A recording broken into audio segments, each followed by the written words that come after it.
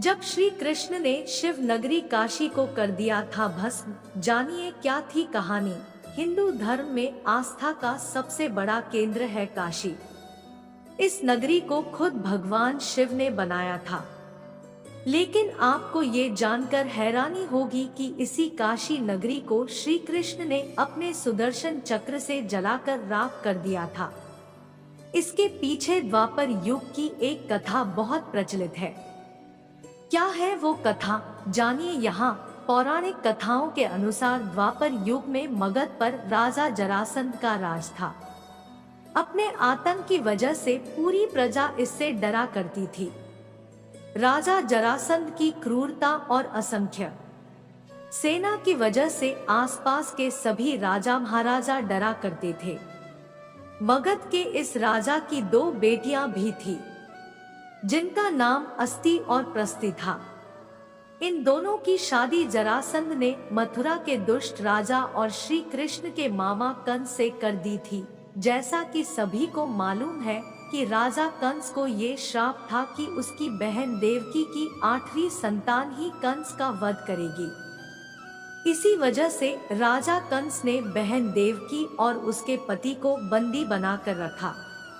कई कोशिशों के बाद भी वो 8वीं संतान को जीवित रहने से नहीं रोक पाया।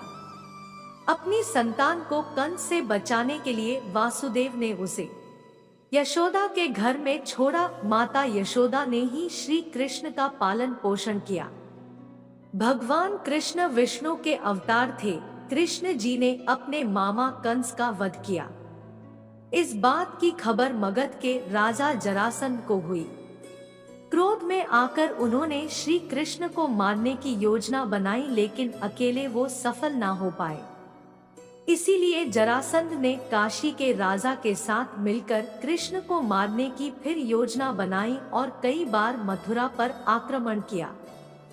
इन आक्रमणों में मथुरा और भगवान कृष्ण को कुछ नहीं हुआ, लेकिन काशी नरेश की मृत्यु हो गई। अपने पिता की मृत्यु का बदला लेने के लिए काशी नरेश के पुत्र ने काशी के रचयिता भगवान शिव की कठोर तपस्या की। भगवान शिव तपस्या से खुश हुए। काशी नरेश के पुत्र ने शिव जी से श्री कृष्ण का वध करने का वर मांगा। भगवान शिव के काफी समझाने के बाद भी वह अपनी बात पर अड़े रहे और शिव जी को उन्हें ये वर देना पड़ा। वर में काशी नरेश पुत्र को एक कृत्या बनाकर दी और कहा कि इसे जहां मारोगे वह स्थान नष्ट हो जाएगा।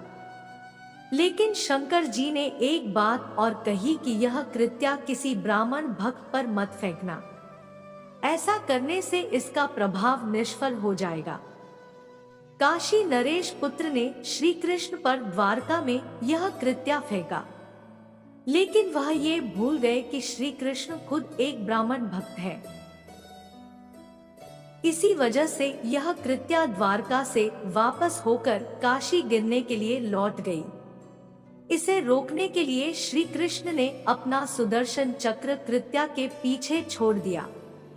काशी तक सुदर्शन चक्र ने कृत्या का पीछा किया और काशी पहुंचते ही उसे भस्म कर दिया। लेकिन सुदर्शन चक्र का वार अभी शांत नहीं हुआ। इससे काशी नरेश के पुत्र के साथ साथ पूरा काशी राख हो गई।